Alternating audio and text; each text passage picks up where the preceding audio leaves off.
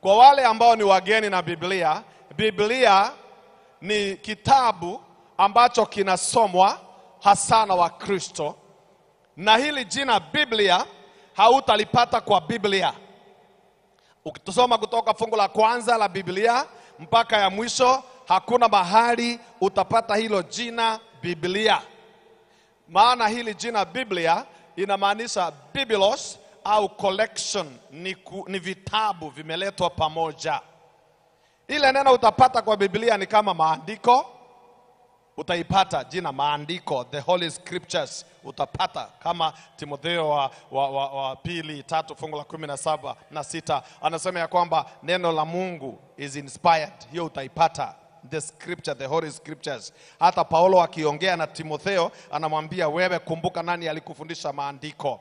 Yesu akiongea na wale wanaume wawili wanaenda kule Emau, kitabu cha Luka 24, anatumia hilo jina la the scriptures, kwani hamujasoma katika maandiko. Lakini hautapata jina Biblia katika Biblia. Na hiyo si kumaanisha kwamba Biblia sio Biblia. Hiyo ni jina tu ambayo imepewa ya kuweza kukuelezea Biblia ni nini.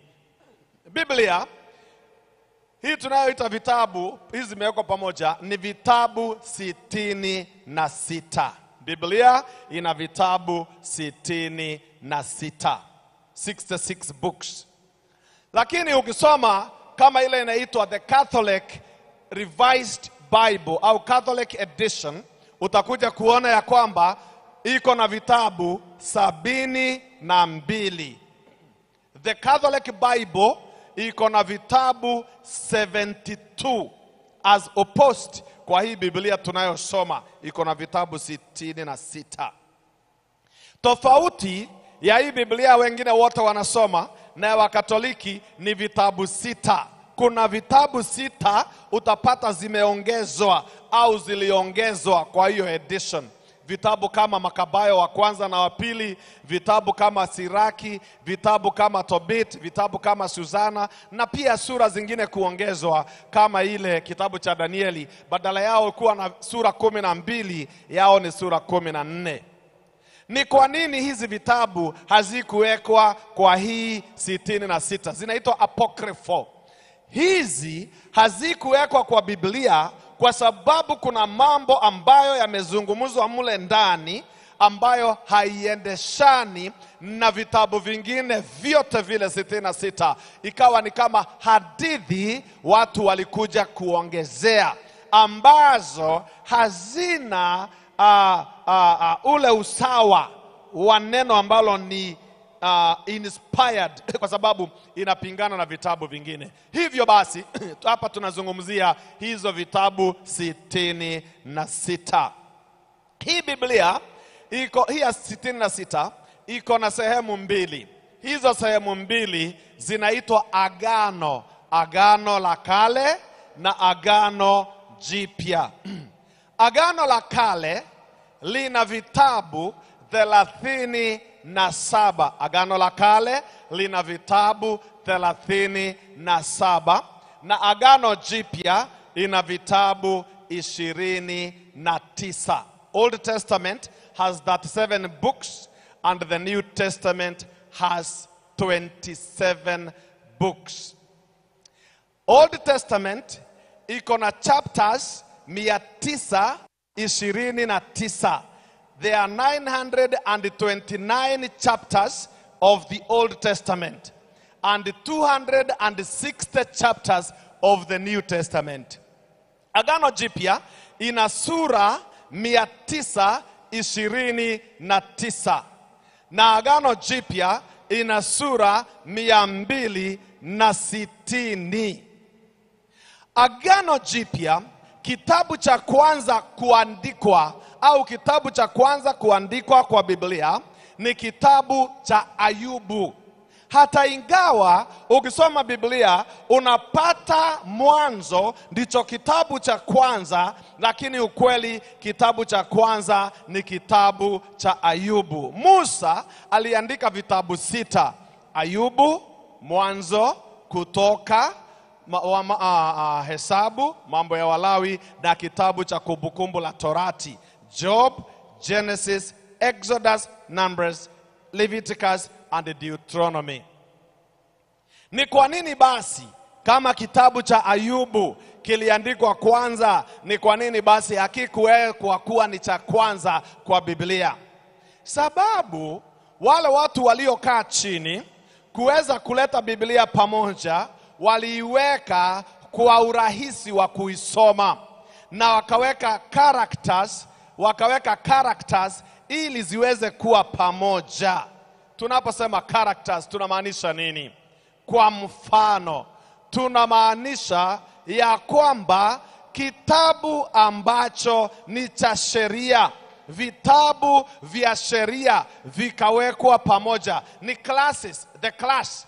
Kwa hivyo vitabu vyote vya sheria vikawekwa pamoja, zinaitwa vitabu 5 or the Pentateuch, vitabu vya Musa 5: Mwanzo, Kutoka, Hesabu, Walawi na Kumbukumbu la Torati zikawekwa pamoja.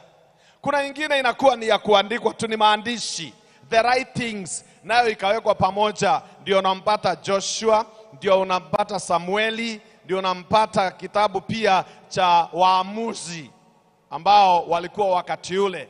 Na pia kuna vitabu utapata zikawekwa pamoja ambao ni kama poem au poetry. Sijui ni lugha gani nitatumia kwa Kiswahili. Poetry sijui inaitwa nini kwa Kiswahili.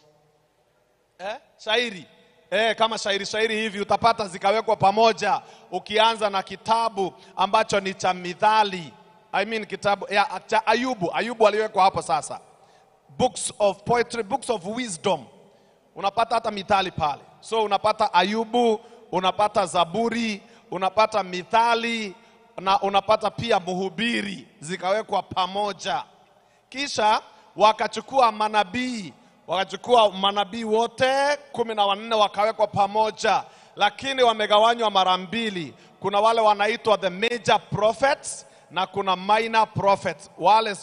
Wale ambao ni wazito, wana manabii wale wazito kama Jeremiah, Isaya, Ezekieli, na pia Danieli anaanguka hapo tu. Utapata Danieli hapo kwa hao manabii ambao ni major. Wale minor, wale wandogo ambao wana sura moja, sura mbili, sura tatu, nao wakawekwa pamoja, na utawapata wote tu wamefuatana hapo.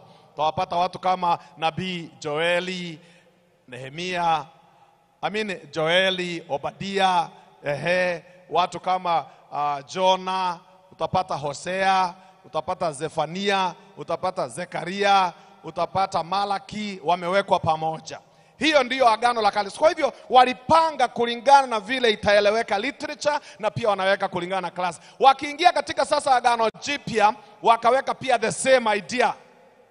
Wakachukua vitabu vya Injili wakaziweka pamoja.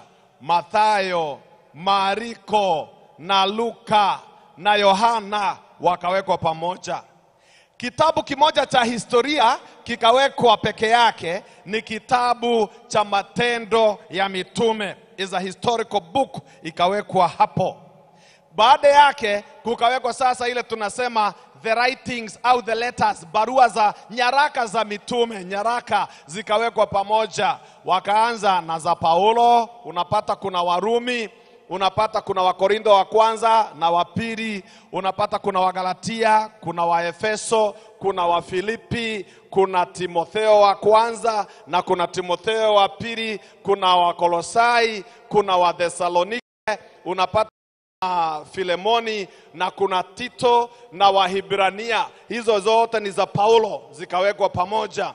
Lakini baada ya hiyo unapata ya kwamba kuna Yohana, pia Yohana ambaye aliandika Injili. Yohana aliandika Injili, ameandika vitabu 5 katika Agano Jipya. Ameandika Injili ya Yohana na ameandika nyaraka ya kwanza na ya pili na ya tatu ya Yohana na kitabu cha Ufunuo.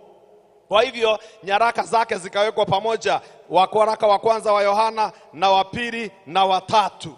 Kisha waraka wa kwanza na wa pili wa Petero zikawekwa pamoja.